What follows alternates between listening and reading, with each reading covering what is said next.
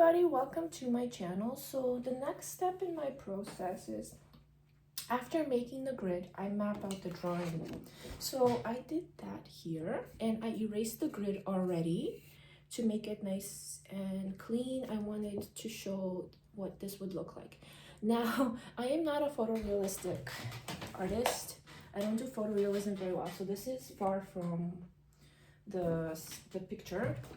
It's not exactly the same proportions and it's not exactly the same detail, but it's my version of it. It's kind of like an abstracted illustration graphic version.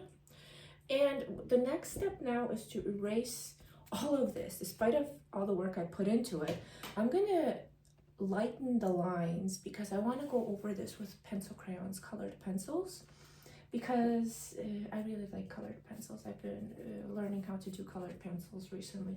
So what I do is I take a kneaded eraser and I actually have to just go over it and get rid of all those harsh lines so that they don't show through at the end. They don't muck up my drawing. It also cleans up the paper. But here I think I've pressed so hard that I've etched some of these lines in, so I'll just have to work with it. And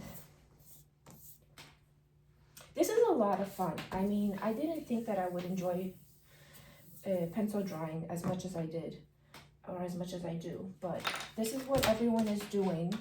I think it's a trend now, and this is what I'm doing because this is what everyone is doing. So it's a little bit lighter, and I'm gonna start by coloring it. Now, for the colored pencils, I like to use the least expensive ones. Ironically, I find them the best. I have several colored pencils in my collection, like different brands and all this stuff, but I'm still sticking to the academic ones because they're easier to use.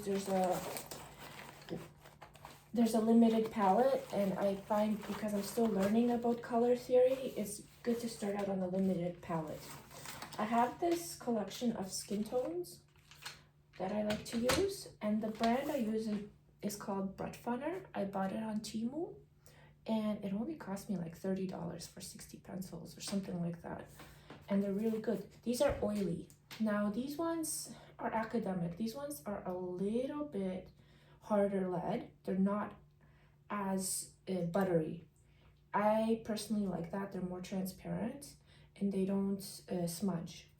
But when I learn how to do this really well, I'll start using the buttery ones. I've used them before for pet portraits, but for this I'm gonna use, they're almost like